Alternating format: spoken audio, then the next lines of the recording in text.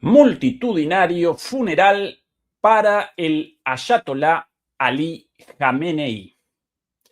Millones de iraníes participan desde hoy en el funeral de Estado del ayatolá Jamenei, brutalmente asesinado por Estados Unidos e Israel en el primer día de ataques contra Irán en febrero de este año. Además, más de 100 líderes de Estado y de gobierno comparecieron ayer en la ceremonia inaugural del funeral. La enorme masividad de las exequias, la nutrida concurrencia de líderes internacionales y por sobre todo la unidad del pueblo iraní colisionan abiertamente con la narrativa difundida hasta el hartazgo por los medios occidentales. En efecto, las exequias, el funeral del ayatolá Jamenei, representan una demostración del poder del nuevo Irán.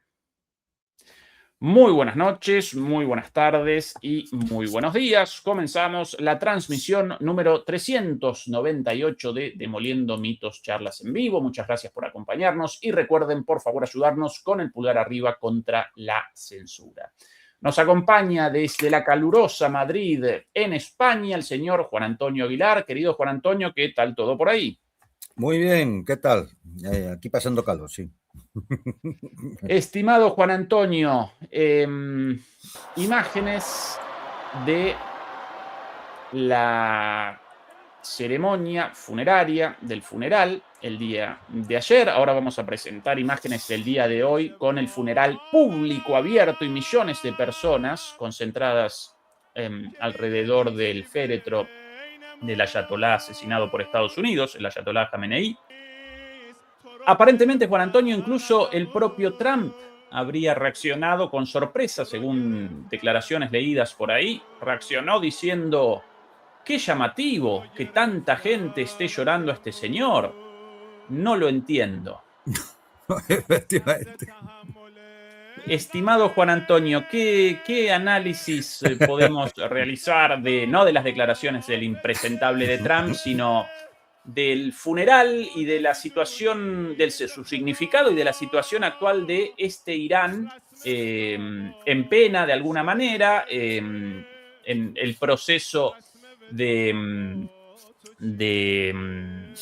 despedida de su gran líder, pero a la vez emergiendo con una potencia inusitada? Ayer, ¿cuántos líderes internacionales? Más de 100, incluidos líderes Rusia, China, todo el mundo árabe, América Latina, Asia, África. ¿Qué lectura realizás, Juan Antonio? Pues mira, más de 100 países han mandado representación de altos funcionarios y figuras políticas. 13 países han mandado sus respetos y justificando que no podían asistir por las presiones de los Estados Unidos. Pues en algún sitio, hay 3 países de Europa del Este que iban a mandar representación y se han visto presionados, 5 africanos, 2 del Golfo Pérsico y 2 de Asia Oriental. Me imagino algunos de estos países que pueden ser. No se ha hecho público, pero han entrado a disculparse por las presiones de Estados Unidos. Y entonces esto es un síntoma de la importancia que tienen estos funerales. Es decir, a eso no se le ha escapado a nadie. Bueno, sí, se le ha escapado a los medios de comunicación europeos, que parece ser que esto no existe, ¿no? Es decir, algo que mueve a millones de personas, a más de un centenar de líderes políticos de todo el mundo, y que tiene una importancia simbólica fundamental, porque en la geopolítica también intervienen los símbolos. Es decir, hay actores, digamos, no materiales que tienen su importancia en la geopolítica, y uno de ellos son la simbología que se utilizan los actores a la hora de establecer su poder geopolítico. Es decir, esto también interviene. Y y ahí es donde debemos poner el foco, más allá de la espectacularidad del movimiento de masas que significa va a significar estos funerales, porque hay que decir que empezaron el día 3 de julio, pero no acaban hasta el 9. Es decir, el cuerpo será llevado, va a estar el 4 de julio hoy en Teherán, luego irán las procesiones en la ciudad de Qom y en Mashhad, que es la ciudad natal del Ayatollah Khamenei, y el entierro será el 9 de julio, precisamente en Mashhad, que es donde nació. En el mausoleo del Imán Reza, que es uno de los principales mausoleos de la religión chiita. Hombre, la primera pregunta que surge, la que no entiende Donald Trump, ¿no? La que no entiende, es quién era realmente este señor, aparte de ser el líder político de la revolución islámica de Irán. Trump no entiende que este señor tenía un simbolismo muy especial por su dimensión espiritual, porque tenía una importancia mayor incluso que como líder político. Era una autoridad religiosa para millones de musulmanes, reconocido como uno de los más destacados juristas del Islam chií, y bueno, ya lo hemos visto, cómo han ido a presentar sus respetos prácticamente casi todos los países del ámbito musulmán. Es decir, ¿por qué? Porque es una autoridad, es una de las autoridades, como el Ayatollah Sistani en Irak, como el Ayatollah que siempre suele, como lo era Nasrallah en el Líbano, y tiene una influencia en todo el mundo musulmán, en toda la umma. Entonces, esto no lo entiende Donald Trump. Es decir, es comprensible. Un indigente intelectual por él no lo puede entender.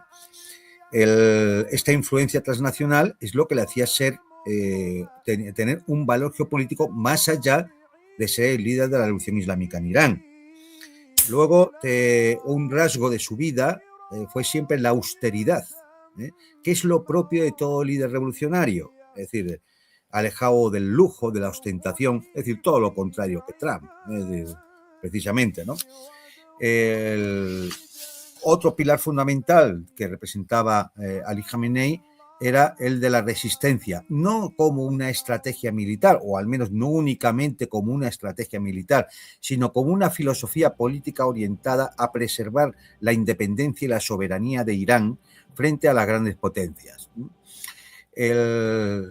Además, hemos comentado un poquitín antes, pero es decir, la cultura para él tenía un significado muy importante. Es una dimensión menos conocida, pero para él, por ejemplo, los libros eran tan importantes como la política, ¿no?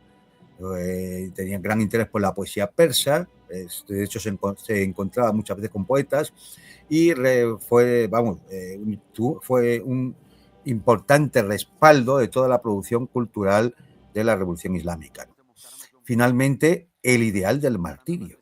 Es decir, hace 4 años ya Ali Khamenei ya expuso en una de sus charlas una concepción del liderazgo vinculado con el ideal del martirio. Es decir, en el cual el desenlace trágico, el sacrificio, no es eso, no es un desenlace trágico, sino la más elevada expresión de la fe, del deber y de la entrega absoluta a Dios y a sus principios. Y de hecho su propio martirio es la culminación de esta enseñanza, ¿no? Es decir, este es el personaje, como pueden ustedes imaginar, algo muy, muy, muy alejado de lo que son los líderes políticos occidentales al uso, ¿no? Es decir, su dimensión va mucho más allá que el de ser pues, el líder de una revolución, ¿no? Un cargo político en última instancia, ¿no? Y claro, esto hace que estos funerales tengan una dimensión estratégica muy importante. Primero, porque se ha convertido en un punto de inflexión histórico para Irán. La movilización a 47 años de la Revolución Islámica de millones de personas y representantes de más de 100 países rindiendo homenaje, demostrando así 2 cosas: unidad nacional y peso geopolítico, ¿no? Es decir, luego, la muerte de Khamenei se ha demostrado que no ha debilitado a Irán, todo lo contrario, ha sido un poderoso catalizador para la consolidación nacional. Es decir, y todos aquellos intentos de desestabilizar el país, ¿no?, desde dentro, que llevaron adelante Estados Unidos e Israel en los primeros meses de este año, pues han demostrado que han sido un fracaso total y además han tenido un efecto contrario al que buscaban. ¿Dónde ha quedado todo aquello de las protestas? El Reza Pahlavi por ahí diciendo sus gilipolleces, todas esas balandronadas de Donald Trump diciendo que, bueno, que el régimen iba a caer porque millones de personas iban a sublevarse y toda esta cosa. Bueno, pues ya hemos visto en lo que ha quedado. El funeral se está siendo descrito como una auténtica derrota para Washington y Tel Aviv, que ellos, su objetivo inicial siempre fue el cambio de régimen, siempre fue la desestabilización interna de Irán, y en esto han fracasado, ¿no? También la presión política para intentar boicotear el funeral con esos 13 países que no han podido asistir es un reconocimiento implícito por parte de las potencias occidentales y sobre todo Estados Unidos e Israel de la importancia simbólica que tiene esto. Por eso choca que los medios de comunicación occidentales pues hagan caso omiso y no hayan dedicado 3 minutos, ¿no?, a informar de todo esto, ¿no? En definitiva, bueno, pues estamos viendo un punto de inflexión histórica, que esto, señores míos, no se hace en una derrota. Esto se hace cuando efectivamente estás en una victoria. Y cuando esos millones de personas se mueven y se movilizan porque saben que esta demostración es una parte de la grandeza del país, de su soberanía y de su independencia.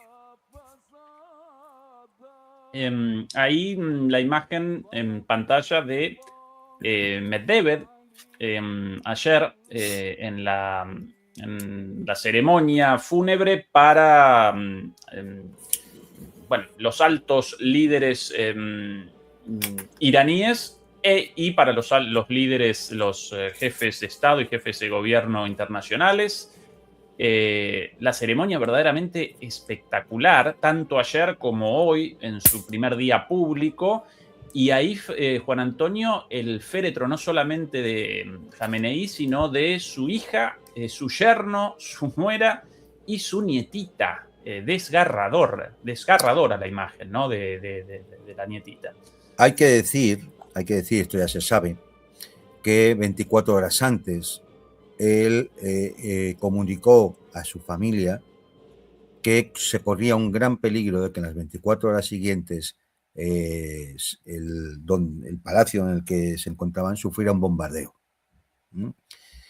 Y les invitó a abandonar. Y la familia decidió seguir con el ayatolá Jamenei, pasara lo que pasara. Y efectivamente pasó lo que ya sabemos, y por eso están esos féretros de sus familiares directos y de la niña pequeña, ¿no?, que es su nieta. ¿Puede, Juan Antonio, que ese gesto, esa decisión de Jamenei, además de una relación con la concepción del Islam chií relativa al martirio, además de eso, haya de alguna forma motorizado la unidad del pueblo iraní frente a esta barbarie? Que él haya determinado: mi martirio va a representar un símbolo para la unidad del pueblo iraní detrás mío, porque después de eso, Juan Antonio, a pesar de las bombas, todas las noches manifestaciones multitudinarias en Irán de apoyo a la nación, verdaderamente, al gobierno, pero al pueblo iraní en su conjunto, ¿no? Hombre, sin ninguna duda, es que es una demostración del máximo sacrificio por el país. Entonces, claro, es decir, hasta opositores, gente que no comparte los esquemas de la Revolución Islámica, se vieron en shock y se vieron en las calles, en las concentraciones populares en las calles. La reacción es normal, en Occidente estamos acostumbrados a pensar que todo bueno, pues orbita alrededor de la política, ¿no?, de la política y la economía. pero es que hay civilizaciones, hay culturas, Occidente lo tenía, donde hay aspectos simbólicos que son tan importantes o más. Aquí recuerdo siempre, pues, por ejemplo, o el sentido del honor, o el respeto a la bandera, y cosas por el estilo. Y, lógicamente, el sacrificio, el martirio. Esto no es extraño a los cristianos, como cualquiera sabe, el tema del martirio, ¿no? Y lógicamente, él lo sabía, Ali Khamenei lo sabía. Sabía que, creo que llegó incluso a comentarlo con algunos de sus cercanos, creo que, no sé si el presidente Pezeshkian o alguien así, de que llegado el momento, él valdría más muerto que vivo. Lógicamente es una decisión absolutamente asumida desde un punto de vista espiritual, ¿no? Teniendo en cuenta quién era y como hemos comentado antes, ¿no? Y por tanto, esto es suficiente para ganarse el respeto, no de aquellos creyentes en una religión u otra, no solo. Es decir, para ganarse el respeto de cualquier líder del mundo, de cualquier político del mundo, que sepa poner por delante de él los intereses de la comunidad, de la colectividad, del país, que sepa, bueno, pues que si hay que dar la vida en un momento dado, no importa, se da. Hemos recordado siempre, por ejemplo, héroes de nuestro ámbito más cercano, ¿no? Como puede ser, por ejemplo, el Che Guevara, ¿no? Por decir uno, ¿no? O Salvador Allende, que murió pegando tiros en La Moneda, ¿no? Cuando el golpe de Estado del 73. Uno puede decir, ver ejemplos de este tipo también en Europa, en la historia de Europa está llena, ¿no? De hechos así. Entonces, es decir, lo que pasa es que ya, es decir, lo vemos tan extraño, sobre todo desde los moldes culturales posmodernos europeos, lo vemos tan extraño que nos parece la actitud de, bueno, de un loco fanático fundamentalista, ¿no? Es decir, sin darse cuenta que estos gestos mueven masas, mueven a las masas. Y a veces son absolutamente significativos para volver a poner en valor lo que se hizo antes de la Revolución Islámica por echar aquel sátrapa de Pahlavi, y los 47 años de una revolución asediada, bloqueada, sancionada, perseguida, aguantando ataques terroristas, asesinatos de sus científicos y sus políticos, y por último ya agresiones militares, ¿no? Entonces, bueno, el gesto simbólico de Khamenei, yo creo que cualquier iraní y cualquier líder del mundo tiene que tenerlo en cuenta. Es decir, esto no lo hace cualquiera. No esperen ustedes que lo haga Macron, o Merz, o Starmer, o quien le suceda. Es decir, no va, es decir, no lo van a ver. No lo van a ver. Estén ustedes por seguro. Recién presentábamos las imágenes de ayer, en el día inaugural de las exequias. Aquí las primeras movilizaciones populares el día de ayer ya mismo, antes del comienzo de la ceremonia pública el día de hoy. Esto el día de ayer en Teherán, el comienzo de la gente ya en la noche anterior. Juan Antonio, cuando recorrí ayer la historia de Khamenei, en parte con sorpresa de mi parte, porque sinceramente, sí,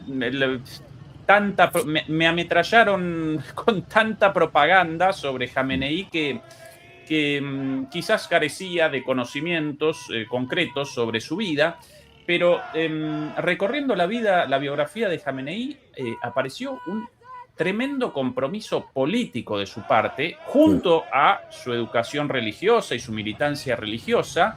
La lucha religiosa parecía unida abiertamente a la lucha antiimperialista, pero así dicho, sin más. Esta aparentemente una de las características de la revolución de los ayatolas en el 79, ¿no? Quizás para nuestra perspectiva de la revolución, Nada, lo claro. religioso quizás genera ruido, porque ¿cómo? Bueno, si a menudo la religión representa el statu quo, el conservadurismo, aparece en contra de la revolución, pero en el caso de este señor, para nada, lo contrario. No, ya era así también con Khomeini, ¿no? El gran líder de la revolución islámica. Él siempre estuvo unido a la lucha imperialista. No es raro en la concepción musulmana, ¿no? El unir lo religioso a lo político. Lo importante aquí es que se unió lo religioso a la lucha antiimperialista. Es decir, lo político era la lucha imperialista, la lucha por los oprimidos. Es decir, y esto es una característica fundamental que además se ha instalado en todo el chiismo. Es decir, pasa en Yemen, pasa en Irak, pasa en Líbano, es decir, se ha instalado en todo el chiismo. Es decir, lo religioso va unido ya a la lucha antiimperialista. Y lógicamente eso le da una fuerza que, por desgracia, los grandes relatos políticos en Occidente han perdido. Es decir, con la posmodernidad, pues ya sabemos que todos esos relatos han dejado de ser movilizadores y son sustituidos por cuestiones puramente parciales, identitarias, minoritarias, y no para nada unidas a la lucha antiimperialista. Si no, Europa estaría ardiendo en estos momentos, ¿no? Pero ya vemos que no es el caso. Es decir, bueno, pues esto es, sí, es lo que ocurre en Irán, pero es lo que hemos visto también en otros países del ámbito musulmán e incluso de lo que llamamos el subglobal, donde los valores tradicionales, valores religiosos y demás van unidos a la construcción de un sujeto soberano, independiente, que decide por sí mismo el destino de su pueblo, ¿no? Y bueno, pues más allá, ya digo, de las consideraciones religiosas que pueda tener cada uno, esto es una realidad. Es una realidad que además hay que tener en cuenta. Porque como decía antes, es decir, hay factores en la geopolítica que no son exclusivamente materiales. Es decir, y la geografía también eso tiene su importancia, por eso hay que tratar la geopolítica. Los lugares sagrados del Islam, los hay en Irak, los hay en Irán, los hay en Arabia Saudita, los hay en Siria. Es decir, esto implica una geopolítica también de la religión islámica que tiene una importancia crucial y lo vemos, bueno, pues es decir, en cómo se va a ir a Aqón. ¿Aqón por qué? Hombre, porque es la ciudad santa de los chiíes. Claro, es decir, hay una geografía del tema, ¿no? Por lo tanto, una geografía que se suma a una población y a un poder político, hay, en este caso revolucionario y antiimperialista, hay una geopolítica del chiismo. Y eso es lo que Trump no puede entender. No puede entender porque no le da la mollera, la cabezota, no le da. Porque no le puede dar. Porque en el fondo no es más que un taur del Mississippi, un negociante. Es decir, Trump en Teherán sería un tendero del bazar. Bueno, él estaría en el bazar de Estambul, que es más grande. Pero ya está. Esto es lo que sería Trump en el mundo, en este mundo, ¿no? Es decir, a propósito del mundo musulmán, llamaba la atención ayer, y por cierto, presentaba recién imágenes ya del día de hoy, muy temprano por la mañana, cuando comenzaba la ceremonia pública principal, aquí la llegada de la gente, un poquito más bajito, siempre con los versos del Corán de fondo. Por cierto, hoy recuerdo hoy los versos leídos en el momento de llegada de Medvedev. Interesantísima la selección de los versos es que han sido escogidos, recitados. sí, han sido escogidos en función de cada líder político extranjero que llegaba. Es decir, a cada uno les han puesto unos determinados versos del Corán que a nadie se le escapa que tienen un mensaje. Claro, claro. Estas las banderas rojas de la venganza, y el inicio de la ceremonia pública hoy, ¿no? Imponente esto. Vamos a presentar varias imágenes a lo largo de la charla. Pero de nuevo sobre el mundo musulmán y los líderes árabes ayer, llamaba la atención la enorme cantidad de la nutrida delegación de países como Arabia Saudita, Qatar, bueno, Oman naturalmente también, eso nos generaba sorpresa. Pakistán con el primer ministro. Pakistán, Kuwait, incluso de algunos Emiratos Árabes también vistas delegaciones, muchos de los países cómplices en el inicio de esta guerra hasta la derrota estadounidense e israelí. Con lo cual, la pregunta es la siguiente, Juan Antonio. ¿Presenciamos acá una demostración de fuerza de un nuevo poder regional a partir de esto y el comienzo de la materialización de un nuevo esquema de seguridad en la zona sin Estados Unidos como actor principal? Bueno, lo que vemos es la expresión material de esa nueva configuración. La nueva configuración se ha producido desde que Trump tuvo que firmar el memorándum, que significaba la derrota estratégica de Estados Unidos en la región. Ahora todos son conscientes de que el papel de Irán es mayor que el que tenía antes de la guerra. Ahora todos conscientes que el poder, cuando decimos el poder, es que claro, en Occidente están acostumbrados aquí, cuando se habla de poder, miran el PIB. Es decir, pues sigan mirando el PIB.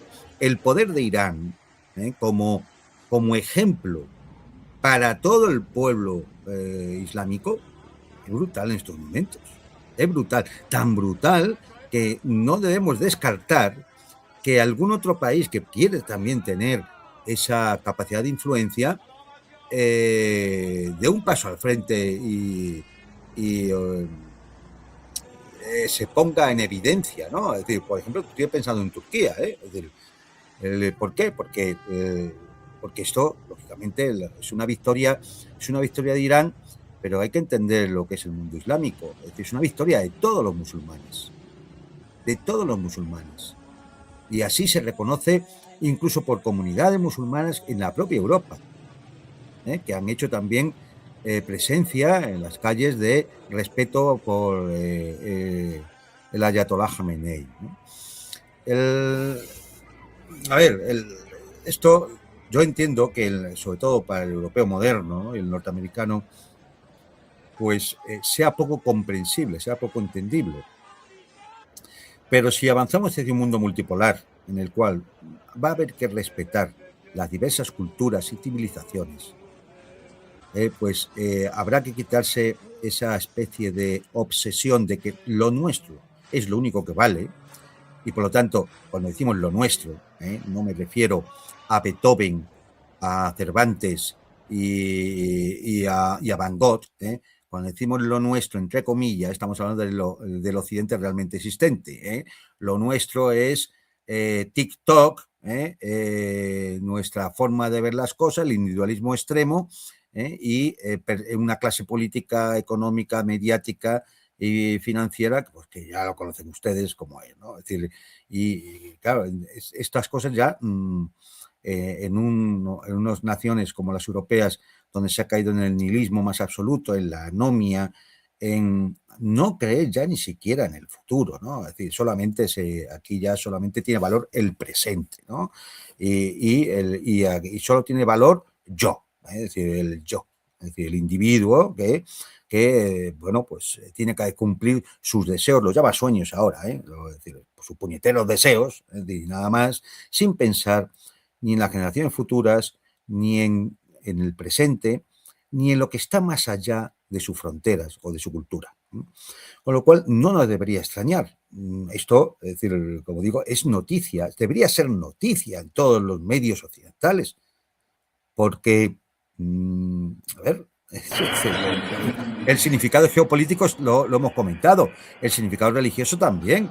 Es decir, hay un significado simbólico en todo esto, de enraizamiento con una tradición determinada.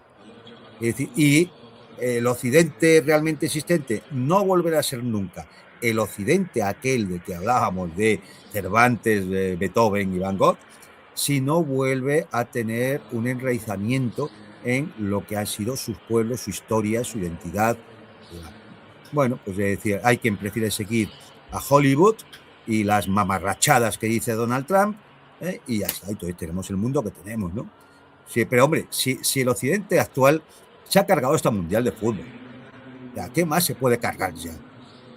Se ha cargado hasta el Mundial de Fútbol, ¿no? Bueno, pues es decir, al final, mira, como dice la tradición, el sol siempre nace en Oriente y se oculta en Occidente. Es simbólico. Recién en imágenes los féretros de Khamenei y de sus familiares. Para mí muy fuerte lo del pequeño féretro arriba del féretro de su mamá, ¿no? Tremendo esto. Bueno, recordemos además que en ese primer día, además del asesinato de la familia de Khamenei, de su familia, de su nieta, perpetraron la masacre de las nenas, de las niñas en Minab. Aquí, por ejemplo, imágenes de una de las estaciones de metro. Esto una celebración popular, Juan Antonio, evidentemente. Así como está un montón, las calles completamente abarrotadas.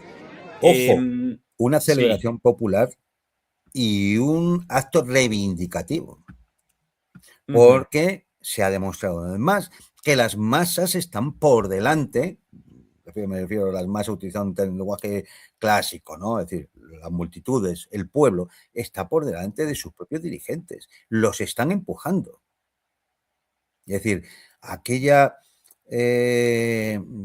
parsimonia, moderación que tenía Pezeshkian y algunos de sus ministros, ahora mismo es imposible que la puedan mantener. Porque es que les empuja a la gente por detrás. Es decir, esto también tienen que darse cuenta.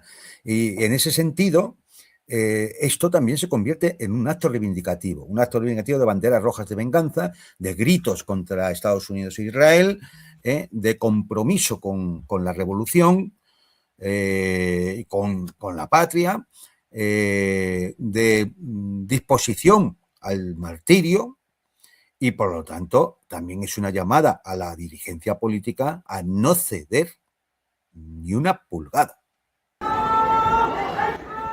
Otra de las estaciones centrales de Teherán, copadas completamente por la movilización popular. Y aquí lo referido por Juan Antonio, esto interesantísimo también.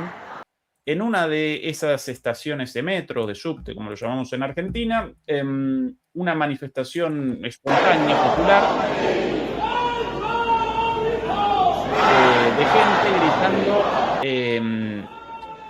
muerte a Estados Unidos y muerte a Israel, o abajo Estados Unidos y abajo Israel. Esto lo referido por Juan Antonio. Acá un mensaje claro, ¿no? Además de una fiesta popular, con contenido político, ¿sí? Una movilización popular. Reivindicativa, sí, claramente reivindicativa. Y sobre el poder de Irán, este poder creciente, Juan Antonio, estas las imágenes del día de hoy, cuando por primera vez un avión de bandera iraní descendía en el aeropuerto de Saná, en un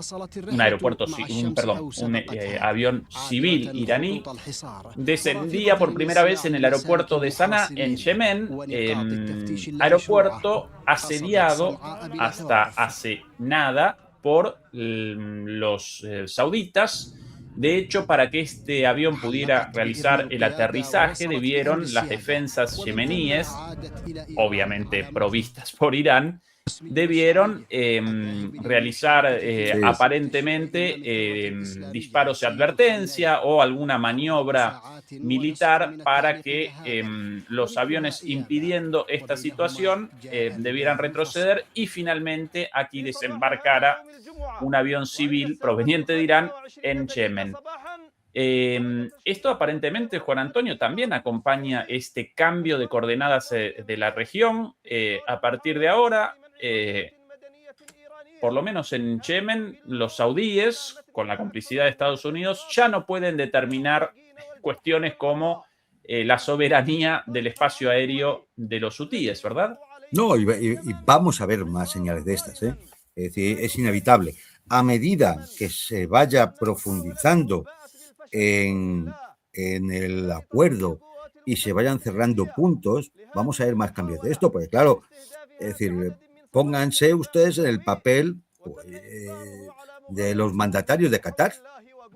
Es decir, pero vamos a ver, es decir, si hay posibilidad de solucionar los problemas, que además es que estamos compartiendo riquezas del subsuelo que vamos a vender y nos vamos a enriquecer todos, ¿qué hacemos metidos en un berenjenal? Recuérdenlo, no por Qatar, no por Emiratos, no por Kuwait, no por Arabia Saudita, no por Bahrein, por Israel.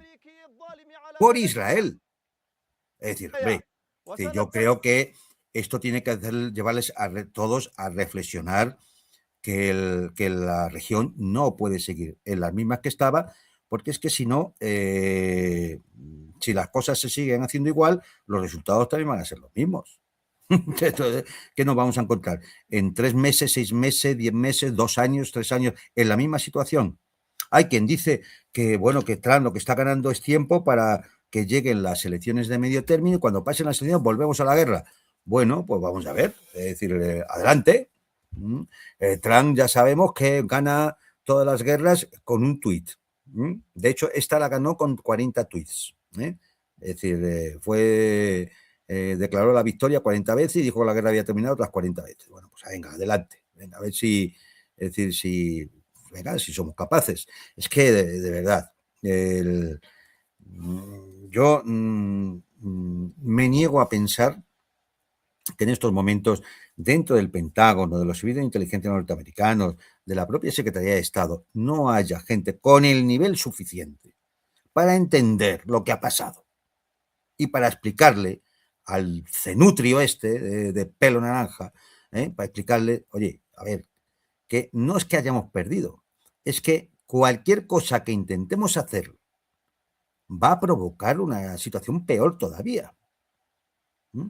Es más, un resultado de la visita de Medvedev al funeral de Jamenei ha sido una propuesta tripartita, porque ahí se mete también a China, para crear un entramado alternativo que evite las sanciones a todos los estados sancionados.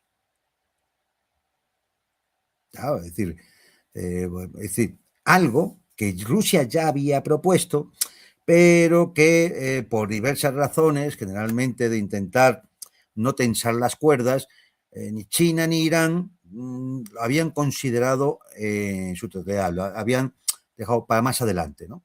Bueno, pues igual ha llegado ya el momento. Y es que si al Occidente actual, a Estados Unidos, le quitas el arma de las sanciones, solo le quedan los tweets. Ya solo le quedan los tweets. Porque militarmente ya hemos visto que los resultados de los últimos 10, 12, 15, 20 años, desde el comienzo de la invasión en Afganistán, no son como para tirar cohetes. Es decir, en el mejor de los casos han provocado un caos irresoluble, como en Libia. En el peor han salido derrotados. Entonces, amigos míos, es decir, pues a lo mejor ha llegado ese momento. Un momento que, por otro lado, yo creo que en algunos programas de análisis hemos comentado. Es decir, esto al final es un proceso inevitable. A medida que se vayan creando las infraestructuras de las rutas de la seda, de los corredores norte-sur en Eurasia, ampliaciones de los BRICS, el reforzamiento de la cooperación en Shanghái, sus relaciones, lo hemos visto en las últimas semanas con la ASEAN, a medida que todo esto vaya desarrollándose, necesariamente va a pasar de lo económico a que hay que defender esas infraestructuras. De lo económico a las infraestructuras, de la infraestructura a la defensa y seguridad, y de la defensa y seguridad a tener una geopolítica única, es decir, una política internacional ya enfocada en esa dirección. Bueno, pues eso significa la alianza de los emergentes para aumentar su poder relativo frente a la potencia hegemónica. Es decir, el mismo proceso que se inició hace varios años, que a veces ha ido más rápido, otras más lento, pero como proceso histórico, esto es un acelerador, lo que estamos viendo en estos días, bueno, en estos 100 días, desde que comenzó la guerra, es un acelerador. habrá momentos de retardo, qué duda cabe, porque puede haber políticas cambiantes en India o cosas por el estilo, ¿no? Esta gente muy dada a los golpes de Estado, a provocar revoluciones de color y cosas así, que pueden provocar retrasos. Pero el proceso histórico es imposible de parar, entre otras cosas porque que las potencias emergentes aumenten su poder relativo es también consecuencia de la disminución del poder relativo que tiene la potencia hegemónica.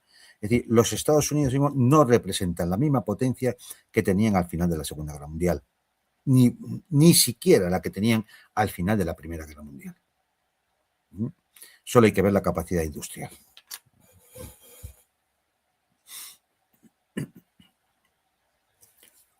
Ezequiel. Perdón, Juan Antonio. Reacomodamos el foco sobre Europa y en concreto sobre la guerra en Ucrania. Juan Antonio, hace algunos días, 2 días nada más, Rusia respondía a los ataques de las semanas pasadas contra objetivos civiles, contra objetivos ligados a la infraestructura energética, a la infraestructura comunicacional, y acometía fuertemente, realizaba un muy fuerte ataque, por lo menos en cuanto a la cantidad de misiles utilizados contra Kiev. Según el propio alcalde de Kiev, aquí por cierto las imágenes de ese ataque, tremendo, durante una buena cantidad de horas. Según el propio alcalde de Kiev, Lukashenko, ese día Rusia realizó el mayor ataque contra la ciudad de Kiev, sin dudas en cuanto a la cantidad de misiles, no en cuanto a la cantidad de drones, pero recuerden lógicamente que los misiles presentan una capacidad destructiva muchísimo mayor. Además acometieron objetivos industriales muy importantes, objetivos militares, no objetivos civiles, por eso solamente, entre comillas, alrededor de 21 muertos registrados en un ataque con 70 misiles y 500 drones. Y esto, Juan Antonio, aparecía aparentemente como el inicio de la respuesta de Rusia, la respuesta de Putin frente a los ataques en profundidad, a las provocaciones en la retaguardia rusa. Esto evidentemente responde a la esperanza de Rusia de generar en algún momento algo de coherencia, algo de racionalidad antes de comenzar un nuevo paso en la escalada frente a estas provocaciones, ¿no? Sin embargo, el día de hoy, una vez más, los ucranianos determinaron comenzar ataques contra la ciudad de San Petersburgo. Podemos presentar algunas de las imágenes. La gran mayoría de los drones fueron alcanzados por las defensas antiaéreas rusas. Los rusos realizaron más de 300 intercepciones, pero como siempre, alguno de estos drones colados por ahí y muy probablemente provenientes de los países bálticos y generaron impactos en San Petersburgo en infraestructura energética, en depósitos combustibles. Un depósito, sí. Un depósito nada más. Bien, evidentemente este de aquí. Juan Antonio, ¿todo listo entonces para un próximo paso en este toma y daca, en este golpe y golpe? El problema de que un dron impacte en un depósito y ese depósito se incendie no es un problema grave. Lo grave es que mientras se apaga ese fuego y se vuelve a poner en funcionamiento una refinería, lo que sea, pueden pasar varios días. Y esto hace que la refinería pues, esté unos días parada.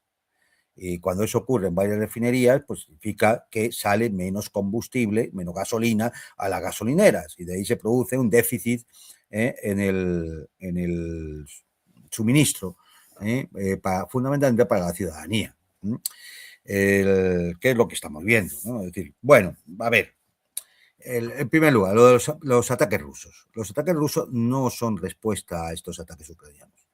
No, porque, es decir, planificar un ataque como el del otro día exige tiempo. Es decir, tienes que localizar los objetivos, establecer qué tipo de objetivo es, qué tipo de sistema de arma vas a utilizar, los momentos adecuados, establecer bueno, pues eso, las tripulaciones de aviones, los aviones que tienes que poner en marcha. Es un proceso que no es, ha pasado esto hoy, esta noche se van a enterar. No, eso lo hace Israel. Pero como Israel lo que hace es mandar las bombas sobre la pobre gente que pasa por la calle, pues entonces sí. Es decir, Israel se hace así. Pero estos ataques son planificados fundamentalmente contra el complejo militar industrial, que cada vez se ve más dañado, incluido toda la red logística. Por ejemplo, en lo que va de año, han sido destruidas 200 locomotoras diésel en Ucrania. Hay que tener en cuenta que prácticamente las locomotoras eléctricas ya no iban porque o habían sido destruidas o las redes eléctricas de ferrocarriles no funcionan, tenían que utilizar estas locomotoras de diésel. 200 son muchas locomotoras, muchas locomotoras. Una de las locomotoras no va uno a abrir una página web de AliExpress y pide locomotoras, es decir, o a Amazon. Esto no es tan sencillo. Con lo cual, bueno, yo creo que simplemente se sigue una estrategia sistemática de ir destruyendo la capacidad de producción industrial y la capacidad logística ucraniana. Y alguien dirá, bueno, ¿y por qué Kiev realiza ataques de este tipo como que hemos visto hoy, o el que vimos estos días de nuevo contra civiles, como el mercado en Belgorod, donde murieron 5 personas que estaban vendiendo fruta? Estos son los grandes objetivos militares de la OTAN, ¿no? Entonces, ¿por qué hacen eso? Bueno, pues muy sencillo, y además pueden ustedes comprobarlo si tienen de hemeroteca. Cada vez que hay una victoria rusa en el teatro de operaciones militares, estos tipos arrecian sus ataques para que una cosa intente tapar la otra. Es así. ¿Qué pasó ayer? Pues ayer que se hizo oficial una cosa que ya se sabía, pero que se estaba pendiente de que lo comunicara oficialmente el Ministerio de Defensa ruso, que es la caída de Konstantinopka. Aquí presentamos el último video difundido con efectivamente la bandera rusa, bueno, distintos soldados rusos con distintas banderas en el último, exactamente, en el último bastión de resistencia en el norte de Konstantinovka, tomado finalmente por Rusia y anunciado el día de hoy. Esto entonces para vos presenta una relación directa, Juan Antonio, estas provocaciones con... Sí, es decir, ellos tienen, es decir, hay un plan sistemático de intentar fastidiar a Rusia en su producción, de alguna forma, pensando que eso además puede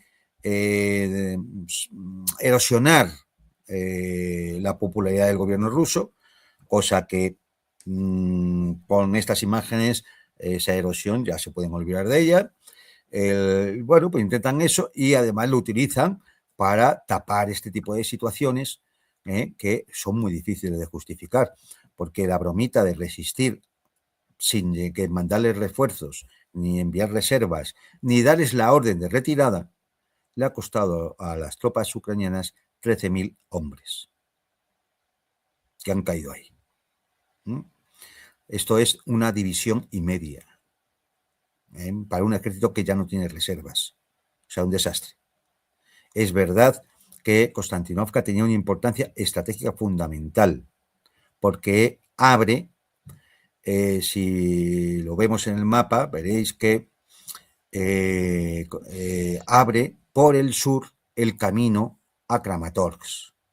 Igual que la caída de Liman, que ya les digo a ustedes que se va a producir en unos pocos días.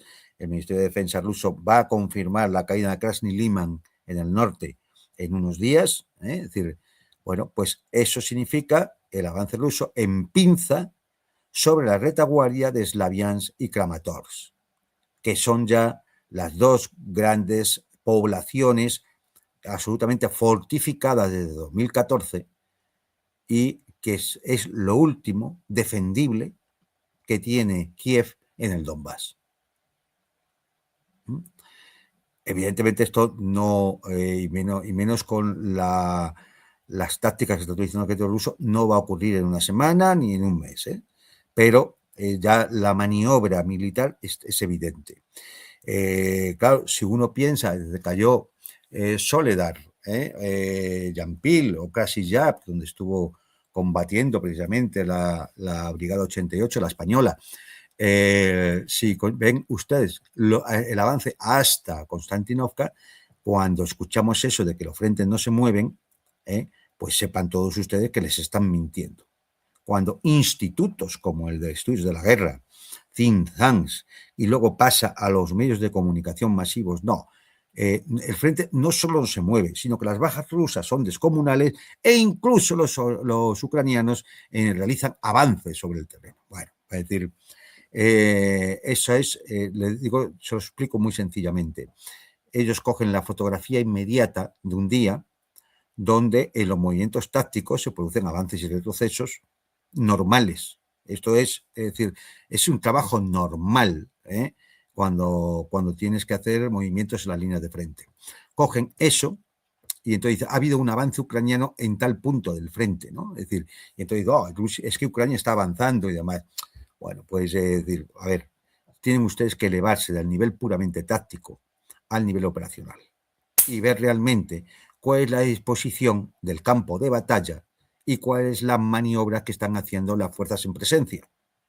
Y así entenderán lo que ocurre y verán cómo les están mintiendo, pero de una forma descarada, insultante, diría yo. A estas alturas ya es insultante la forma de mentir que tienen las furcias mediáticas occidentales, ¿no? Y toda la chusma de NAFOS, NATOs y demás sabandijas. Como digo, dentro de unos días se va a anunciar la caída de Krasny Liman, el comienzo de esa pinza. Muy bien, pues la maniobra rusa yo creo que va a seguir. De hecho, se está avanzando incluso frontalmente hacia Slaviansk, 7 kilómetros a Slaviansk ya. Ya. Es decir, las unidades rusas ya han sobrepasado Konstantinovka y avanzan hacia una población pegada a Kramatorsk, casi podría ser ya un barrio periférico de Kramatorsk, creo que se llama Dubrovna o algo así. Es que los soldados rusos ya ven las luces de Kramatorsk. Es que ya se empezaron hace ya semanas a evacuar los niños, mujeres y demás de esas poblaciones. O sea, es que el mando ucraniano también sabía que era inevitable, no iban a poder detener al ejército ruso. Si a esto se suman los movimientos también en el sur y en el norte, en Sumy y en Kharkov, bueno, pues está la situación real. Que esto se quiere tapar lanzando un mogollón de drones a ver si bueno, pues matamos a algún civil o quemamos algún depósito en alguna refinería.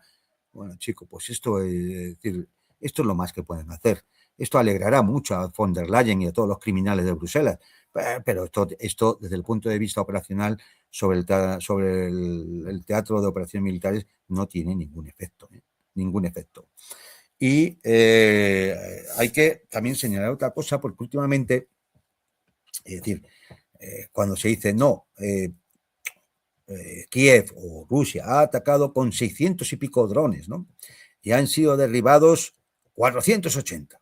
A ver, el 60% de los drones que se envían son señuelos. No llevan nada. Son para que los derriben.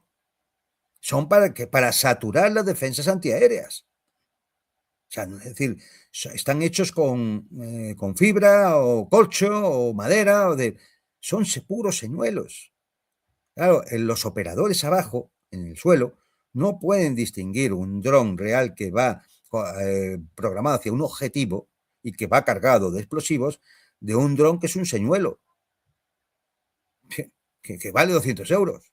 Es decir, claro, tú tienes que lanzar el interceptor, sea un misil, un cohete o un cañón antiaéreo. Tienes que utilizarlo contra ese dron.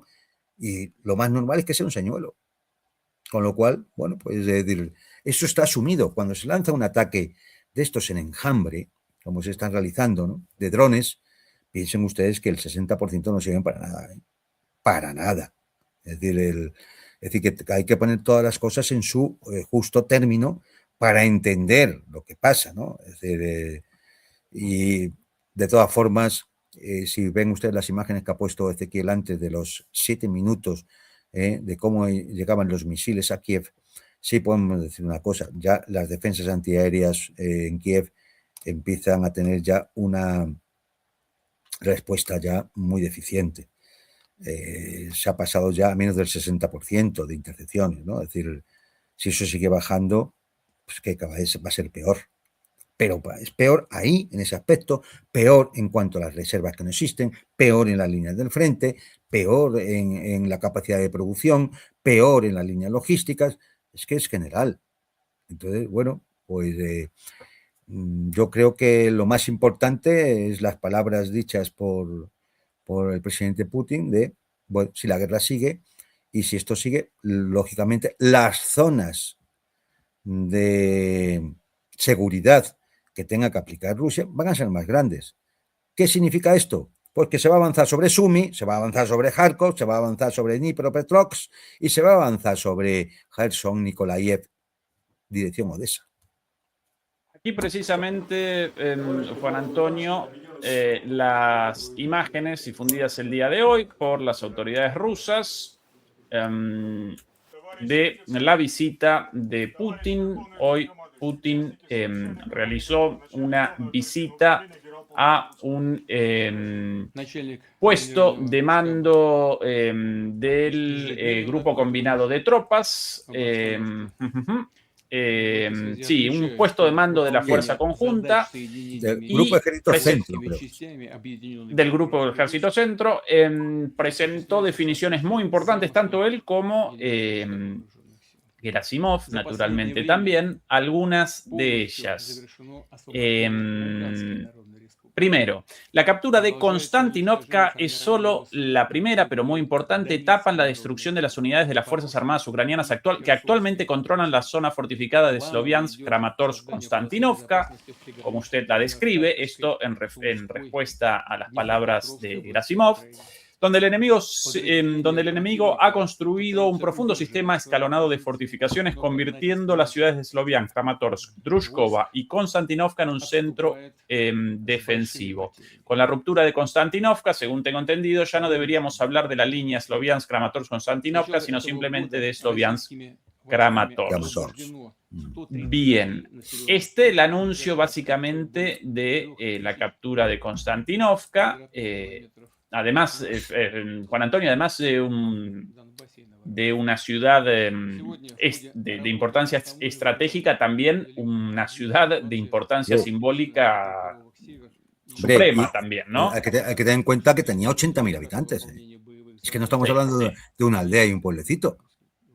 Efectivamente. Y por cierto, por ahí leídas cuestiones ligadas a la reticencia de los ucranianos, del gobierno ucraniano, no de los ucranianos, del gobierno ucraniano a la evacuación total de estas ciudades, a partir de ese principio en algún momento anunciado por Zelensky de, si realizamos la evacuación de una ciudad, entonces los rusos la capturan, la pueden conquistar muy rápidamente. Y por eso, tanto de esta ciudad como de Sloviansk y de Kramatorsk, solamente un 60% de la población original la habría abandonado. Sí, y los ucranianos rechazan la evacuación generalizada, solo la orden de mujeres y niños, con el objetivo obvio de la utilización de escudos humanos civiles como claro, escudos. Es evidente. Pero es evidente. Tremenda. Claro. Juan Antonio, la otra declaración importante de Putin la presento aquí a continuación, pero nuevamente con el video, así esto un poquito más entretenido. Por aquí.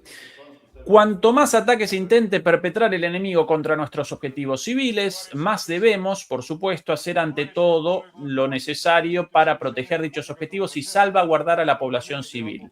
Cuantos más intentos de este tipo realice el enemigo, mayor será la zona de seguridad que tendremos que establecer en el territorio adyacente. Claro. Bueno, esto clarísimo, bueno, ¿no? Esto es una forma de excusa para la opinión pública de un plan militar. Hay que equivocarse. Es decir, el plan militar es que, muy bien, si ya Slaviansk y Kramatorsk, que son la última línea de defensa en el Donbass, que después hay un inmenso valle hasta el río Dnieper, en el que no hay ya construida defensas realmente importantes como han sido esta línea que estaba, bueno, construida desde 2014. Es decir, es que esto no se ha hecho ahora en los últimos 2 años. Esto viene desde 2014. Entonces, una vez que caiga eso, ¿cómo piensan parar el avance ruso en ese inmenso valle, en Dnipropetrovsk, en avanzar hacia Zaporizhia por arriba, en hacer la pinza sobre Kharkov? ¿Cómo van a hacerlo? Es decir, es que lo que se abre aquí es una cosa muy evidente. Es decir, ya hay un plan militar para avanzar sobre Sumy, sobre Kharkov, sobre estas regiones. Lógicamente, hay una consecuencia ya inmediata. En la siguiente negociación, si es que se produce, ya aquella condición de, vale, ustedes se retiran del Donbass y yo me paro en Zaporizhia, en Gerson, en la línea de contacto. Eso ya no va a valer, porque ya no va a ser necesario que se retiren del Donbass. Por lo cual le van a decir en la mesa de negociación, ustedes se retiran de Gerson y de Zaporizhia. ¿no? O algo más. Es decir, las condiciones van cambiando porque el campo de batalla modifica esa realidad material, que es lo que algunos parece no quieren ver. Es decir, a medida que la guerra avanza, se van modificando las condiciones materiales sobre las cuales se puede hablar. Entonces, es decir, pero esto incluso a nivel político, ¿no?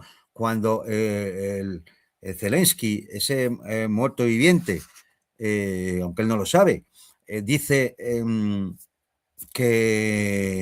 bueno, que es que, claro, Putin tiene ahora elecciones y nosotros no.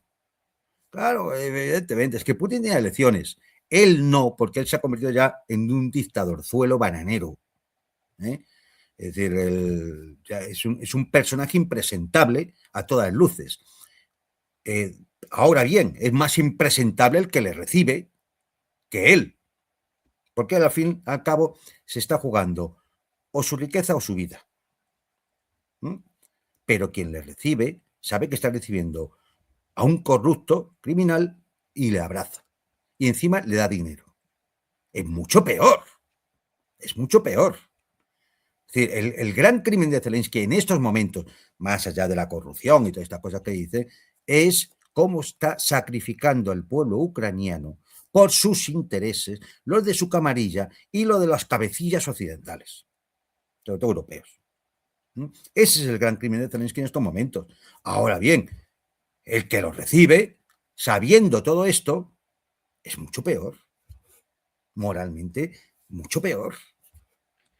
Estas las palabras textuales de Zelensky, ya traducidas. Como cortesía del canal hermano Guerras y Geopolítica, todo el mundo invitado a la suscripción en Telegram al mejor canal de geopolítica en español, Guerras y Geopolítica. У нього вибори в вересні, йому потрібно суспільство згуртоване, яке буде підтримувати його єдину Росію, чи як називається партія, єдину, там єдина партія, тому єдина Росія. El país con un solo partido, Ucrania, no Rusia, ¿no? Pero bueno. Ahora, Juan Antonio, la estrategia de Ucrania y de sus patrocinadores, por sobre todas las cosas de Europa, clarísima, quieren machacar y machacar con provocaciones para la desunión de Rusia. Putin por el momento responde ganando la guerra, ¿sí? Ese es aparentemente el juego geoestratégico de ambas partes. Ahora bien, si efectivamente Rusia conquista todos estos territorios, conquista no solamente el Donbass, Gerson, Zaporizhia, sino incluso Sumy, Kharkov, etcétera, etcétera. Por cierto, las tropas rusas cada vez más cerca de Sumy también, ¿no? A menos de 10 kilómetros ya. Pero si aún así los europeos, o bien a través del resto de Ucrania, o bien a través de otro proxy, de otro estado capturado como estado lacayo al servicio de Occidente y como proveedor de carne de cañón para la lucha contra Rusia. Si a pesar de estas conquistas, Occidente no abandona su estrategia de escalada y de camino hacia la guerra contra Rusia, ¿no apareceríamos entonces en una situación similar a la actual o incluso peor aún? ¿Cuál tu No, lectura de esto? a ver, los Estados europeos han decidido ir a la guerra. Y esto Rusia lo sabe. Y, por tanto, no va a poner toda la carne en el asador del frente ucraniano. Eso ya hemos visto, el desgaste que va sufriendo. Se van alcanzando los objetivos poco a poco. No hay prisa. ¿Por qué? Porque Rusia sabe que mientras esté abierto el frente ucraniano, tiene tiempo para reorganizar sus planes ante el frente OTAN. Porque esto que dices puede pasar. De hecho, Estonia, es decir, ha surgido también en estos días la llamada de nuestros dos conocidos humoristas rusos que se hicieron pasar, en este caso no me acuerdo por quién, para hablar con un ministro estonio que le reconoce que van a ayudar a Ucrania, a Kiev, van a ayudarla a que ataque San Petersburgo. Es decir, alguien debe pensar, no sé, es decir, yo no sé, claro, como la opinión pública está tan mediatizada, tan intoxicada, tan víctima de las mentiras de toda esta chusma, alguien debe pensar que es que los rusos se van a olvidar de esto. Que no se van a olvidar. O sea, los bálticos se creen que después de estar pegando ladridos y alaridos durante 4 años y haciendo el hijo puta para provocar un conflicto, cuando esto se acabe, ¿se cree que Rusia se va a olvidar? No se va a olvidar. O sea, es decir, yo creo que esto lo he repetido ya en más de una vez en algún programa, que aquí no va a quedar nadie impune. Es decir, cuando los finlandeses deciden ahora que van a admitir armas nucleares en su territorio. Estos son los nórdicos, ¿eh? Qué buena gente, ¿eh? Siempre tan pacifistas ellos, históricamente muy pacifistas, gente muy avanzada, siempre, gente muy avanzada, muy culta. Bueno, ¿van a emitir armas nucleares en su territorio? Bueno, pues se convierte en un objetivo nuclear. Porque la guerra contra la OTAN, frontalmente, no va a ser lo de Ucrania. Que no va a ser lo de Ucrania. Es más, yo estoy completamente seguro de que en estos momentos los planes ya están hechos. Los objetivos están marcados. Los sistemas a utilizar y los equipos militares que se van a emplear ya están decididos. ¿Pero qué piensan? ¿Que vamos a esperar a 2030 para que el Merz de turno, el traidor que le toque, decida que es que vamos a ir a la guerra contra Rusia, ahora que ya nos hemos rearmado? Ya, los rusos en Moscú no se enteran de nada y no se van a rearmar, ¿verdad? Incluso con armamento secreto no utilizado en Ucrania precisamente para tener una ventaja estratégica en un momento determinado. Que algo ya se está filtrando por ahí. Entonces, venga, adelante. Es decir, lamentablemente es que yo creo que los países europeos, OTAN, Unión Europea, han decidido que hay que crear un conflicto de baja intensidad, porque claro, no se pueden permitir el lujo de una escalada nuclear. Entonces piensan en un conflicto de baja intensidad que permita mantener el discursito de la amenaza rusa para hacerle pagar a la población europea los costes de su debacle económica y además tenerla bajo control. Control militar, por supuesto, y control social a través del dominio de redes sociales, de las comunicaciones, el dominio del relato, la censura y la persecución de todo aquel que no opine lo contrario. Prueba de ello también lo hemos tenido esta semana, que el Tribunal Superior de Justicia de la Unión Europea ha decidido que creo que son 5 años de cárcel a aquel que retuitee documentales del canal ruso Russia Today, RT. Es decir, bien, ¿esto qué significa? Bueno, pues decir, esto significa persecución persecución de la propia gente. O sea, un ataque al propio pueblo. Y aquí lo que hay que pedir es que ese pueblo reaccione y ataque a ellos.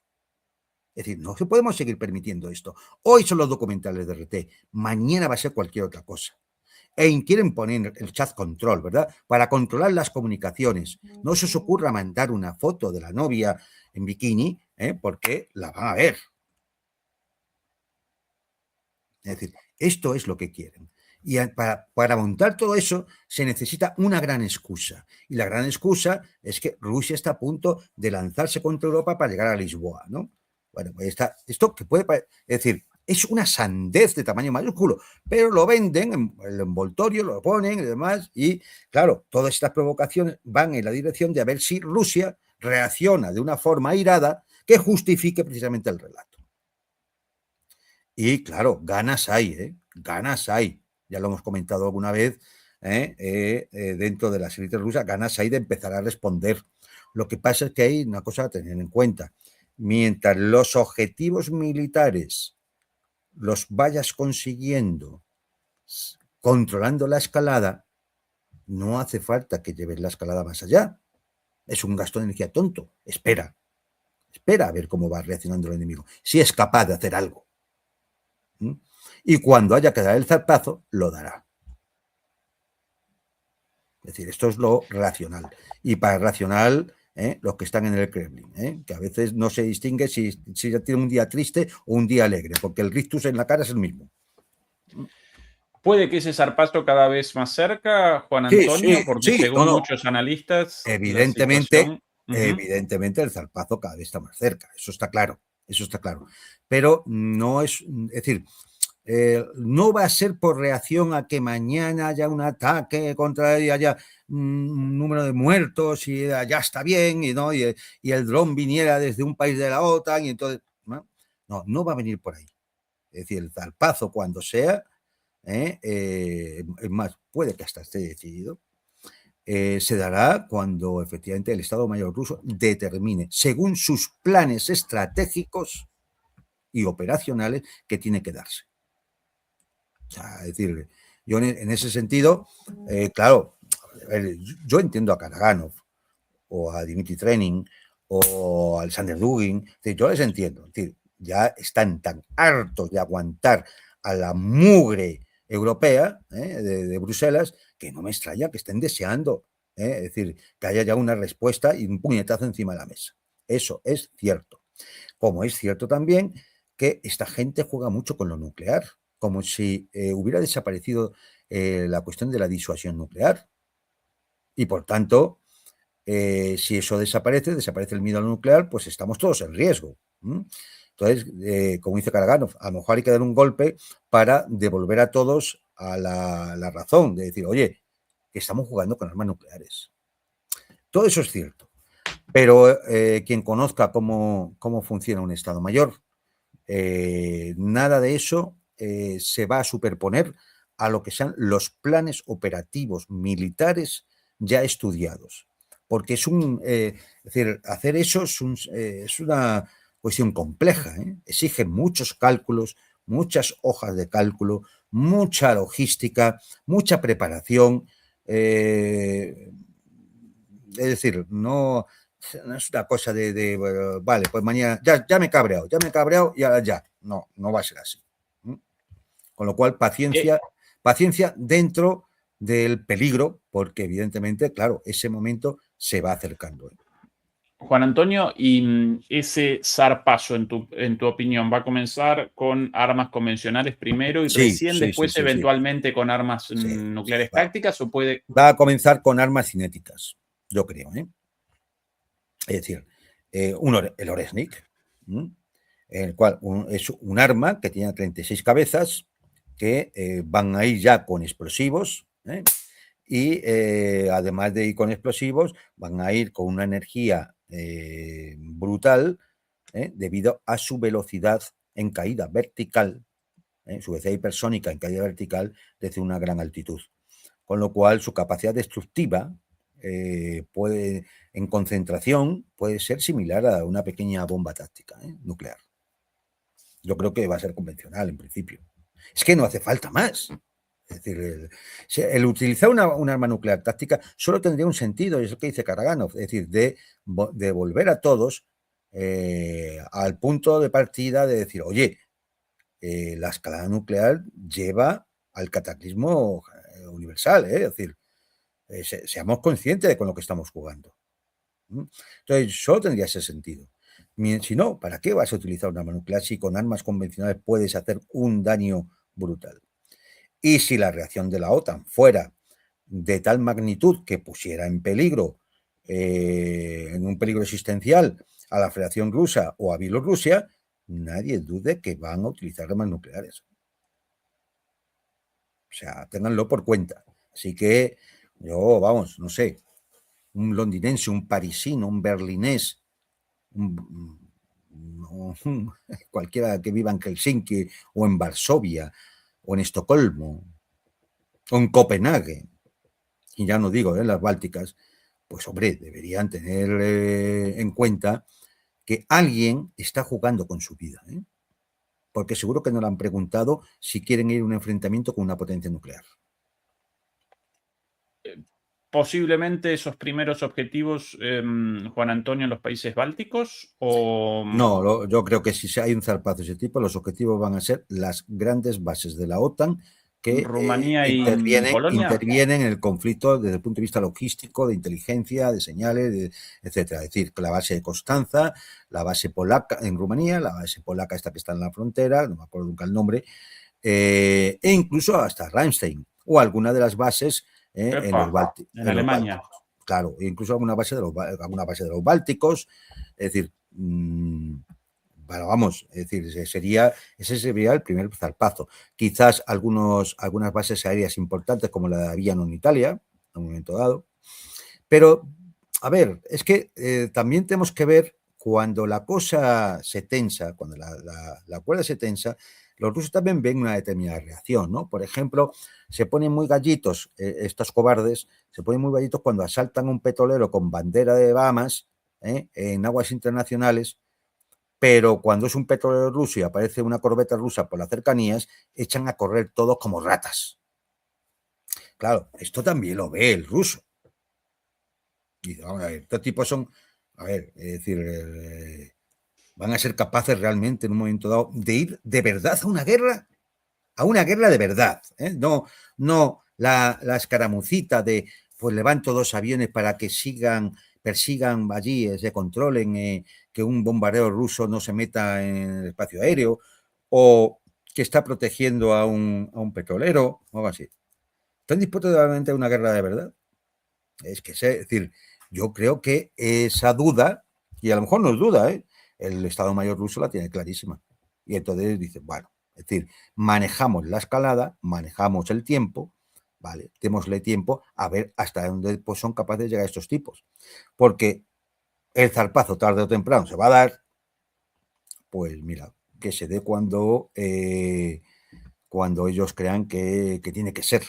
No cuando un chalado en Estonia o la mugre ponzoñosa de Bruselas decida. Eso también hay que A propósito de Bruselas, Alemania y mugre ponzoñosa, el canciller alemán Friedrich Merz, el día de hoy, en una reunión nada más y nada menos que con los líderes de los países bálticos en preparación para la cumbre de la OTAN la semana próxima, si no recuerdo mal, en Ankara, en Turquía.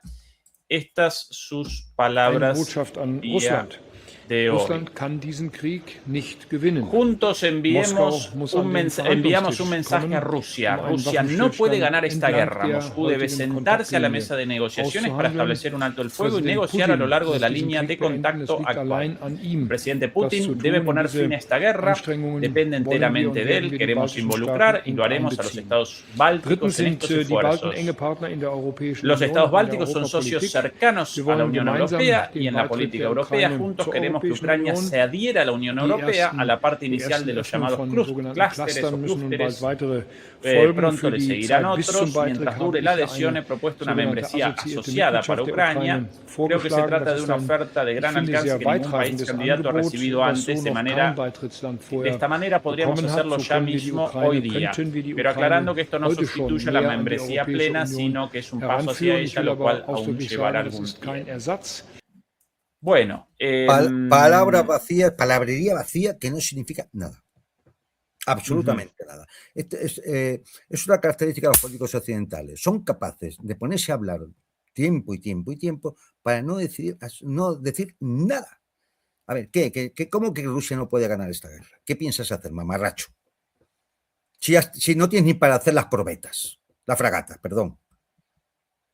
Si no tienes un puñetero avión de quinta generación, salvo que se lo compres, ¿con qué dinero lo vas a comprar?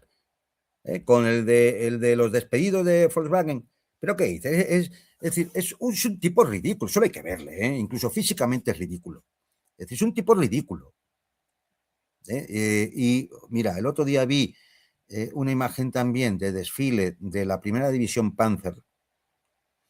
Y hombre, a ver, no es que haya que volver a aquella época alemana de los años 30, pero es que esto solo tenía, es decir, solo le superaba en ridiculez el desfile que organizó Donald Trump en Washington. O sea, esto no es serio. No es serio, pero si intentas montar una brigada, pides voluntarios, y de una brigada de 3.000 y pico, y se te han presentado 500. ¿Pero dónde vas, ridículo? Que eres un personaje ridículo. Es decir, bueno, tanto como el resto de dirigentes europeos, ¿no? Es decir, lo que pasa es que este encima es más feo. Es decir, no sé, es decir, esto es decir, que no, vamos a hacer un acuerdo de asociación como paso intermedio para Ucrania, pero si no tienes mayoría para ello, o sea, si no tienes la unanimidad, si te lo van a bloquear 2, 3 o 4 países. Bulgaria, Eslovaquia, Polonia y quizás hasta Hungría, a pesar del nuevo presidente. Si es que te lo van a bloquear. Entonces, ¿de qué estás hablando? ¿Qué estás contando ahí? Tus estupideces. Aquí la gran pregunta es, ¿se las cree o está mintiendo la gente? Porque claro, si le miente a la gente, malo. Pero si se las cree, estamos en peligro todos. Si esta gente se cree las sandeces que dice, esto es un peligro. Porque estamos en manos de locos, de psicópatas, de golfos, de corruptos, de criminales, de asesinos, de ladrones. Es decir, cuidado. No, es que nos está mintiendo. Bueno, pues si nos está mintiendo, mira, malísimo. Pero ojo, vale, por lo menos es conocedor de la realidad. Lo peor es que se lo crea. Lo peor es que se lo crea que Alemania va a detener la guerra en Ucrania, ¿cómo? ¿O cómo va a obligar a Putin a sentarse a la mesa de negociación? A ver, que me lo explique. ¿Por qué no lo dice? No dice nada. Solo sus no sé, delirios. Delirios. Es decir, lo único que sueltan. Pero no es este solo. Escuchen a Meloni, escuchen a Macron, escuchen al británico de turno, al polaco, al finlandés, es decir, al sueco. Es que son todos de la misma hornada, de la misma hornada. Y ya digo, es decir, de verdad, aquí la gran duda es si se lo creen o nos están mintiendo. Uno ve a Rutte y ya ha visto la inteligencia que va a detener el avance ruso. Uno ve a Rutte y ya lo tiene claro. Todo en función de intentar provocar a Rusia, que por supuesto, que Estados Unidos no se vaya. Porque si Estados Unidos se va, o sea, apaga y vámonos. Es decir, estos no son capaces ni del tiro al plato. Aquí en Europa Occidental los escritos son ridículos. Son ridículos. Es una especie de funcionariado de uniforme, sin ningún tipo de, ¿cómo decir?, de vocación por los valores de la milicia, porque si no, no se permitiría que estuviéramos abrazando a la camarilla de Kiev. No permitiríamos que hubiera atentados de los servicios secretos ucranianos contra ciudadanos que están dentro de los países europeos. Ha ocurrido en Madrid, ha ocurrido en Mónaco estos días atrás. ¿Pero esto qué es? Entonces, yo de las declaraciones de estos tipos, de verdad, cada vez... Mira, a Trump no le puedes hacer caso, porque es que es un dirigente intelectual, es un chalado, está como un trueno, un megalómano enfermizo, que creo que ha soltado cada cosa en el discurso este de los 250 aniversarios de los Estados Unidos, como por el 4 de julio, que te da vergüenza ajena escucharle. Bueno, pero ya le conocemos, sabemos cómo es el personaje, no le puedes creer nada, te ríes muchas veces de las cosas que dice porque son tan absurdas, tan falsas, que no te queda más remedio que reírte. Pero estos tipos de aquí, hombre, porque al fin y al cabo Trump ahora mismo en estos momentos, a él la guerra en Ucrania no le cuesta, está sacando dinero. A él está sacando dinero. Él, los Estados Unidos y él personalmente, y él personalmente, que ha cuadruplicado sus ingresos del año anterior. Lleva un año de presidencia, el primer año de presidencia ha cuadruplicado sus ingresos, su fortuna, en un año. O sea que, es decir, que él todavía dice, bueno, saco dinero para el complejo militar industrial, saco dinero para mí, para mi familia, para los amigachos de Mar-a-Lago. Es decir, estos de aquí le están sacando el dinero a ustedes, a nosotros. Nos están sacando el dinero, nos están robando para escuchar a un MER decir estas cosas. Pero vamos a ver, si no le da vergüenza, la crisis que tiene Volkswagen, por decir una de las marcas señeras alemanas, y que vaya al Estado Báltico a decir las mamarrachadas que dice. No hay un solo alemán que no decida, vamos a ver, este tipo se calla ya. Por la buena o por la mala, se calla ya. Es decir, ya está bien. Es decir, lo que están aguantando los ciudadanos europeos, no sé, algún día se escribirá, algún día se escribirá. Esto sí que es una época oscura y no lo de la Edad Media. Esto sí que es una época oscura. La Edad Media, mira, se levantaron las catedrales. Esto no se le levanta nada, Lo digo en toda su expresión. A esto no se le levanta nada. Sí, Juan Antonio, la última. A propósito de esto, de esta dicotomía entre están presentando mentiras a sabiendas o en realidad aparecen convencidos de estas narrativas completamente desquiciadas. ¿Cuál tu sensación, Juan Antonio, sobre esta gente? Pues mira, lamentablemente creo que se las creen. Creo que están convencidos. Por eso me parece tan peligroso. Por eso sé que al final va a haber lo que va a haber. Porque estos tipos están convencidos. Es que se lo creen. O sea, es que les oyes hablar y dices, ¿pero en qué realidad viven? O sea, un político, si conoce bien la realidad, ¿cómo va a tener un discurso que luego la realidad le contradice directamente? Por ejemplo, ya que hablábamos de Alemania, ¿no? Que no es capaz de rellenar una brigada, que no es capaz de pagar, de poder construir las fragatas porque no tiene un duro, que todo su tema del rearme, bueno, no, Volkswagen se va a dedicar a esto. Volkswagen va camino del cierre, 100.000 trabajadores a la calle. Es decir, cuando la realidad te está contradiciendo el relato, hombre, un político, si no es imbécil perdido, dirá, a ver, voy a adaptar un poco el relato, el discurso, a lo que está pasando, a la realidad, porque si no alguien un día me va a decir, oiga, ¿pero qué está contando usted? Es decir, no tiene nada que ver con lo que vemos, objetivamente, materialmente. Entonces, cuando eso no ocurre, es porque se lo creen. Es porque este tío piensa, este majadero piensa que puede ir a los Bálticos y contar las sandeces que cuenta. Porque de verdad se las cree. porque si no sería Sí. más comedido, aunque solo fuera por un interés partidista. Sí, de hecho, Juan Antonio, frente a la debacle económica aquí en Alemania, el gobierno motoriza dos mega reformas, dos reformas estructurales, una ligada al sistema previsional, básicamente, y el Parlamento lo va a acompañar, más allá de algún debate, alguna voz en disonancia.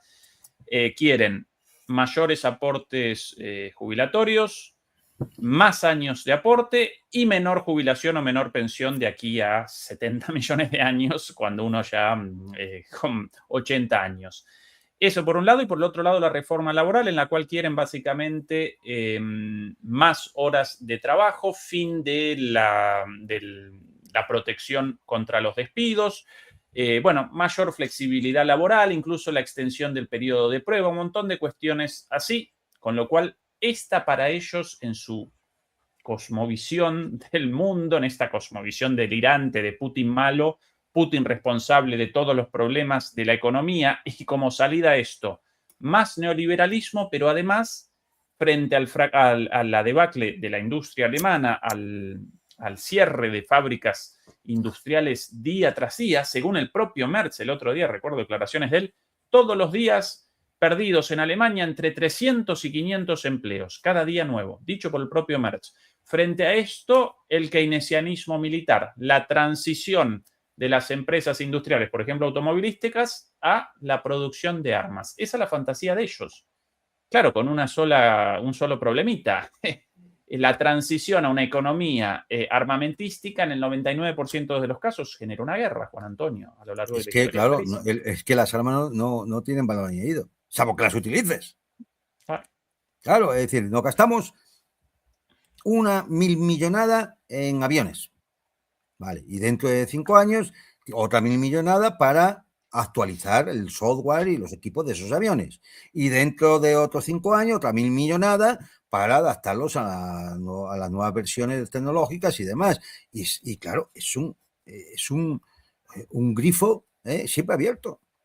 ¿Quién paga eso? Pues lo va a pagar el estado de bienestar. Lo va a pagar el estado de bienestar. Las pensiones, la sanidad, los derechos laborales, todo eso va a pagarlo. La educación gratuita, eso es lo que va a pagar el tema. Y cuando la gente intente reaccionar, por ejemplo, los sindicatos, pues a lo mejor, si no los tienen comprado, acabarán prohibiendo esos sindicatos. Y si la gente sigue reaccionando, aumentará el control social, la militarización, el servicio militar obligatorio, etcétera, etcétera. Claro, es decir, no tenemos otra salida. Pero al final, si tú comienzas el rearme, muy bien, y vale. Y cuando ya tienes todo rearmado, ¿qué haces con eso? Las tiras y vuelves al rearme. ¿O qué vas a hacer? Ya tenemos 4.000 tanques Leopard. Vale, ¿y ahora qué? ¿Qué hacemos estos 4.000? Claro, y cuando acabes esos 4.000, ya tienes 8.000, ¿qué haces? ¿Otros 4.000? Eso está limitado. Es decir, que realmente es el problema del keynesianismo siempre. Es decir, en algún momento tienes que poner el límite, ¿no? Es decir, tiras de la maquinita, haces una inversión pública descomunal, claro, en algún momento tienes que poner el límite. Se supone que lo haces para algo, para cebar la bomba y lanzar la economía para adelante. Pero claro, si la economía resulta que son tanques, pues ¿cómo la vas a lanzar para adelante? Porque la gente no compra tanques. No dice, voy a pedir un crédito para comprarme un tanque. La gente no compra tanques ni cañones. Entonces, ¿qué vas a hacer con ellos? Vas a la guerra.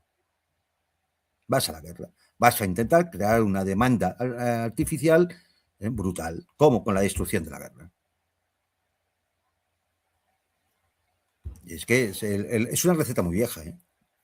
Sí, y comprobada. Comprobado sus efectos negativos. Claro.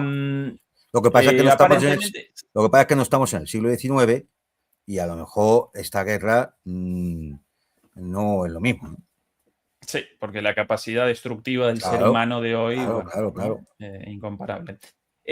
Aparentemente, Putin congratuló a Trump en una llamada telefónica hace minutos por los 250 años de la independencia de Estados Unidos. Hoy 4 de julio, Día de la Independencia de Estados Unidos. También el cumpleaños de mi hermano menor, así que un saludo para él.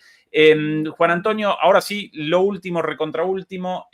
Según algunos analistas, Trump, después de la derrota estratégica en Irán y por cuestiones internas, habría comenzado un nuevo giro hacia Ucrania, un retorno hacia Ucrania. ¿Plausible esto para vos? ¿Un renovado interés de Trump?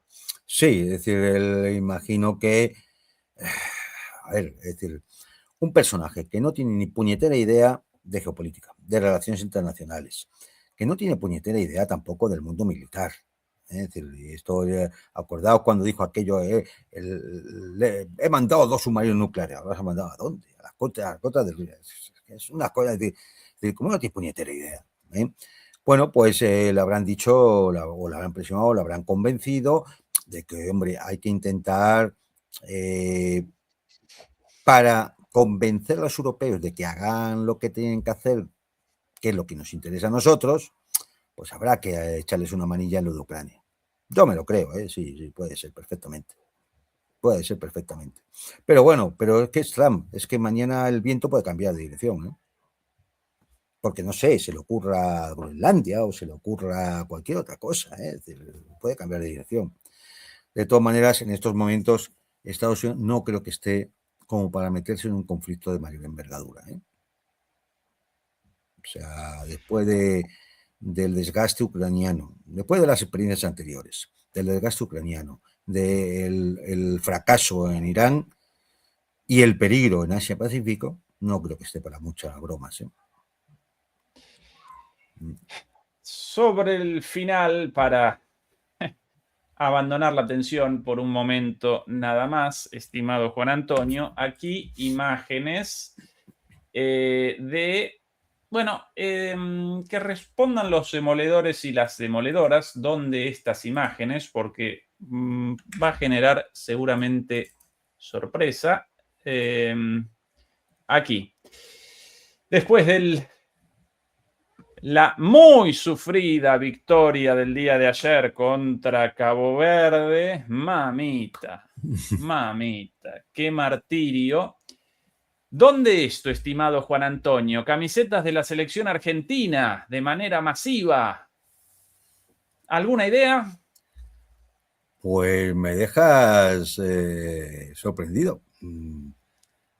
No se me ocurre. Miles de hinchas argentinos, con las camisetas argentinas, se congregaron en Dhaka, la capital de Bangladesh, para presenciar la victoria argentina sobre Cabo Verde por 3-2 en la prórroga, asegurando así su pase a los octavos de final de la Copa Mundial de la FIFA. ¿Y eso por qué? Las imágenes muestran porque Messi y la selección argentina generan esta locura, y como la gente de Bangladesh, incluso también en Pakistán, carecen de una selección en los mundiales. Entonces, sí, pero con a veces actos de estas características, con decenas de miles de personas gritando Argentina, Argentina, Messi, Messi.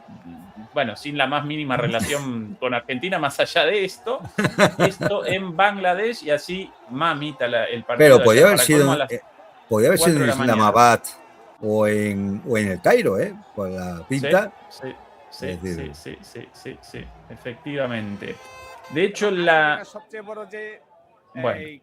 este muchacho diciendo algo por aquí. Aunque Argentina consiguió una trabajada victoria contra Cabo Verde hoy, tendrán que defender con uñas y dientes en el próximo partido contra Egipto. Si Argentina mantiene el nivel de juego que mostró hoy, se puede dar por sentado que no podrá hacerle frente a Egipto. Bueno, evidentemente con cierta simpatía por Egipto. Egipto hoy venciendo... Egipto venciendo... Hoy Marruecos 3-0 contra Canadá. Y Egipto, no recuerdo ahora el resultado de Egipto. Egipto. Argentina-Egipto, claro. Egipto, bueno, Argentina-Egipto en octavos. Egipto venciendo, si no recuerdo mal, no recuerdo contra quién la victoria de Egipto. No lo recordás vos tampoco, ¿verdad, Juan Antonio? No. El partido anterior. Bueno, lo mismo, España contra Portugal. Clásico de los clásicos, ¿eh? En casa queda. Partido difícil, mi pronóstico, lógicamente, España ganadora, eso, la lógica. No estaría yo tan seguro. Portugal, No estaría yo tan seguro. ¿No? Bueno, aparentemente Francia, bastante, en este momento Francia y Paraguay, y a pesar de la categoría de los delanteros paraguayos, perdón, de los delanteros franceses, Mbappé a la cabeza, bastante en dificultades Francia en este momento, otro de los grandes candidatos. Estimado Juan Antonio, de Bangladesh a Europa nuevamente para la despedida. Recuerden, demoledores y demoledoras, acompañarnos no solamente por aquí a través de las membresías o a través de PayPal, sino también recuerden acompañarnos en nuestro canal en Patreon, donde presentamos lo que no podemos presentar aquí. En la última emisión, una reacción muy interesante sobre el fracaso del proyecto del Gran Israel, a partir de una entrevista entre Jeffrey Sachs y Glenn Diesen. Antes de eso, junto a Fernando, presentamos una reacción a la charla entre Karaganov y Mersheimer, nada más y nada menos. Pronto vamos a presentar algo junto a Juan Antonio, ¿verdad, Juan Antonio? ¿Alguna reacción a algo? Un huequecillo, sí, un huequecillo. Bien.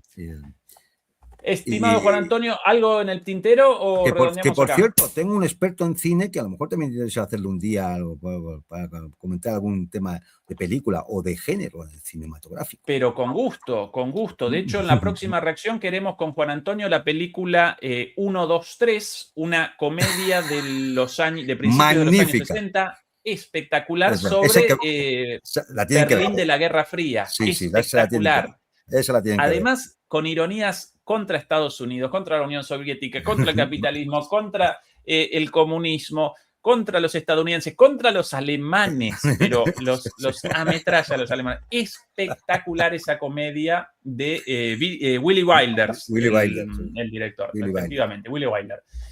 Estimado Juan Antonio, un abrazo y hasta pronto. Venga, un saludo a todos. Dios.